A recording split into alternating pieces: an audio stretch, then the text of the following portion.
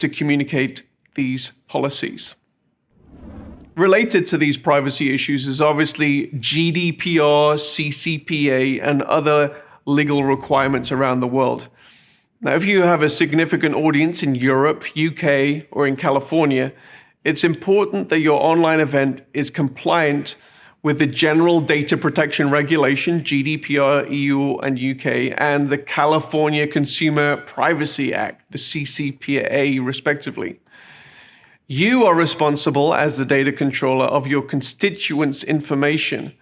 And in a subsidiary manner, Sodius Media is responsible as a data processor for your constituents. Other jurisdictions around the world have similar provisions to GDPR and CCPA, and Sodius tries to keep up to date with many of these.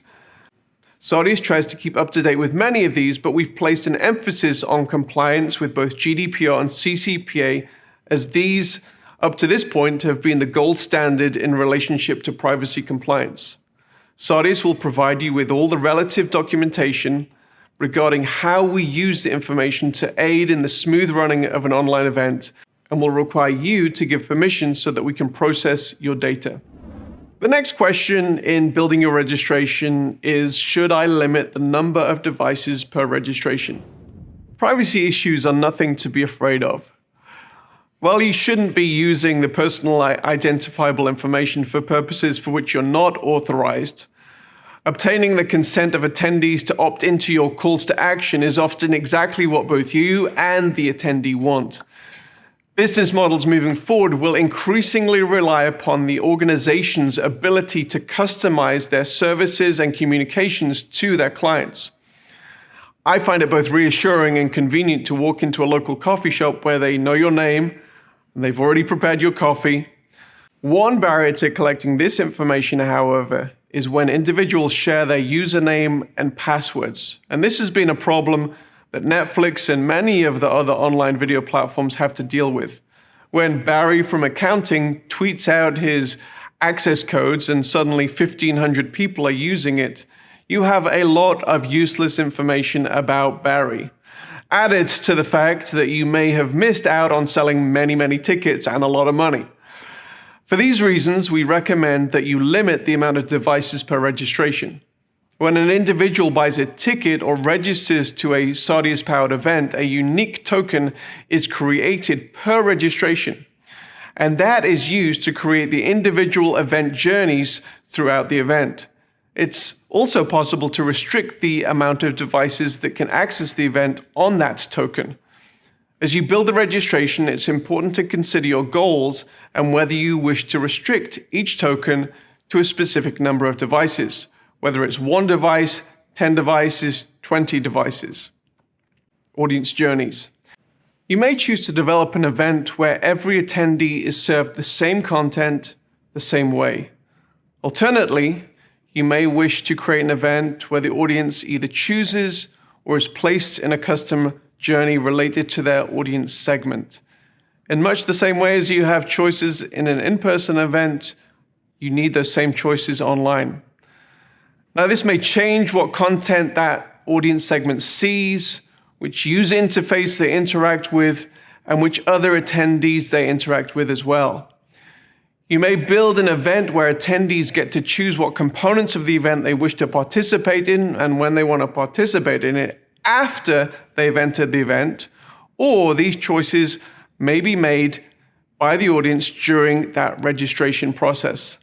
I'm going to run through a few examples of choices that the audience can make either before registration or after registration. The first one is audience segment. Do you have a leaders track and a youth segment and a VIP segment that needs to be served different experiences, different content than the general audience? This might be determined by a ticket type in the registration process. Secondly, breakouts. Do you have multiple breakout sessions in your event, some of which should be attended by different affinity groups? Again, it is possible for individuals to opt in to this right journey for them in the registration process and therefore make an indication of which breakout they will attend at that point. chat watch parties. In larger events, it's not advisable to have the entire audience in one chat window. Obviously, depending on how interactive the audience is. As a rule of thumb, I always say if you have an audience over 1,000, you may consider breaking your audience into watch parties by maybe geographic region or affinity group. Selecting skilled and appropriate moderators in your watch parties can add a significant value to your event. Moderators might be subject matter experts, maybe regional representatives, or maybe in a church it might be a group pastor or a cell group leader. It's also sometimes advisable to include the actual presenter in the watch party if the video being played is actually played simulated live. And so you add that live component to the event, and so people can ask questions on the fly. One-on-one meetings is another component. Part of any event are exclusive experiences.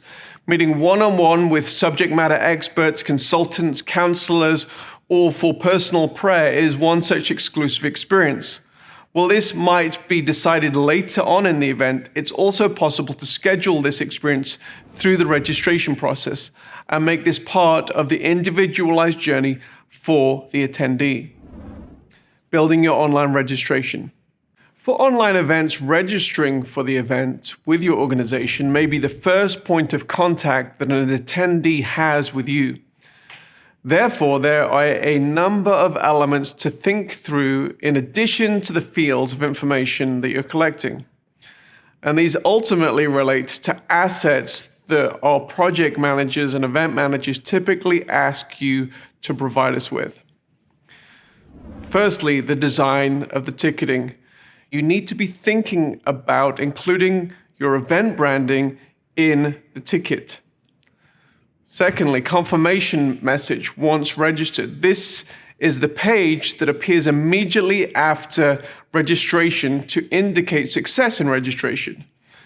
We have some stock confirmation pages, but advise you to customize this message as it's from you to the attendee. The registration confirmation email content, this is very similar to the confirmation message we just talked about.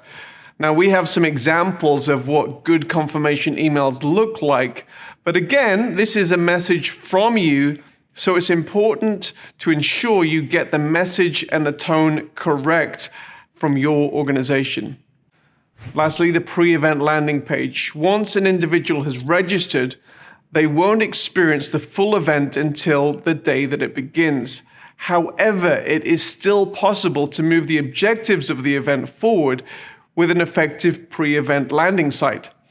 This is the location where registrants will be directed to upon completing registration. It includes your basic branding elements with a written